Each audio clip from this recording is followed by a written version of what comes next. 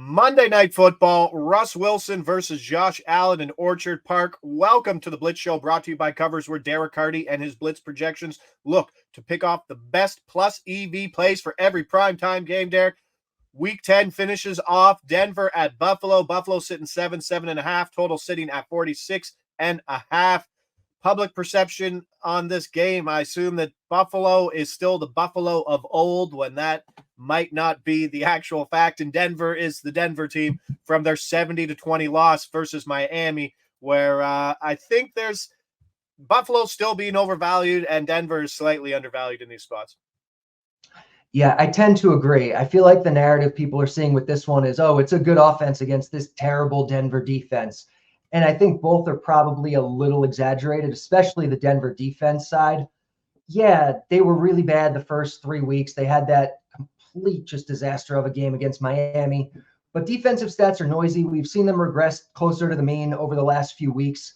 And I think there's a lot of things working against Buffalo here, beyond just the defensive aspect of this. They're obviously a favorite, more than a full touchdown. So this is a spot where we could see them running more in the second half, in the fourth quarter. This projects as the slowest pace game of the entire week. Denver in particular plays very, very slow. So just less volume over here for Josh Allen. And it's just a big number. It's a big number. The Blitz is projecting 231 here. So we're getting a good 40 yards under the line. This one shows a lot of value. That's Josh Allen under 274.5 passing yards. Is that what we're doing here? Minus 110. Yep. Under 274.5, minus 110, which I believe you said is the highest number he's had all year, correct? Yeah. And that's a play. And this is just a guy. We've seen him. The narrative, we go back to the narrative. The narrative is Josh Allen isn't throwing the ball down the field as much. That it's actually not true. His intended average air yards is actually quite high, but he's only completing 30% of those deep passes, probably 10% to the other team, which ranks 24th in the league. So he's not getting big yardage on those big-time plays. 5 of his totals have been in the 250s so far this year. And like you said, this is his biggest total of the year. And it's a little funny coming as if we're pricing in game script in this game as a 7 to 7.5 point favorite. Like you said, if they start to finally lean on the run game, 274 is a big number that he'll have to get a lot of it in the first half if they're going to slow the passing game. And I mean, the pace of play just right down in the second half. So Josh Allen under 274.5 passing yards, minus 110. That's a play. That's a bet 365 the time recording on Saturday. James Cook under 2.5 receptions plus money, plus 110, also 365. Also a play from you, Derek. 8.5% target share, but his snap share really isn't there. Latavius Murray isn't a great back. In fact, I believe he's the oldest back in all of football right now, but he's still cutting into his snaps. James Cook is far from a large snap count guy, 56% snap share last week. Has that affected has the adjustment without Dalton Kincaid and the move to a heavier 3 wide receiver set affected his number, or this is just a number where it's overvalued in general? Just overvalued in general. We haven't seen too much of a role change with Dawson Knox out. Cook is still getting, over the last 3 weeks, he has a 7.5% target share on the season. He's around 8.5.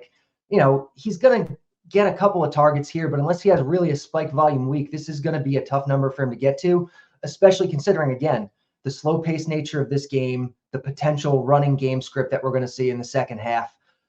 Especially getting this at plus money. Most of the market is sitting minus 105, minus 110, minus 115.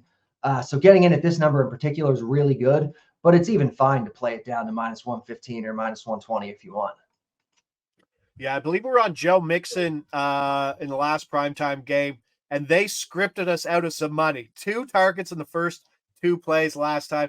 Never fun, but James Cook is he's not, as everyone wants to shout, they would like to establish a run game. They haven't, and they might have to this week if they're sitting as a big favorite, because boy, oh boy, Buffalo does not have enough time left in the season to fart around and lose games. And I believe they're even money right now not to make the postseason, which is a number that is a lot longer than it was to begin the year. So there's certainly some trepidation about hitting Buffalo anywhere here. So James Cook under 2.5 receptions plus 110.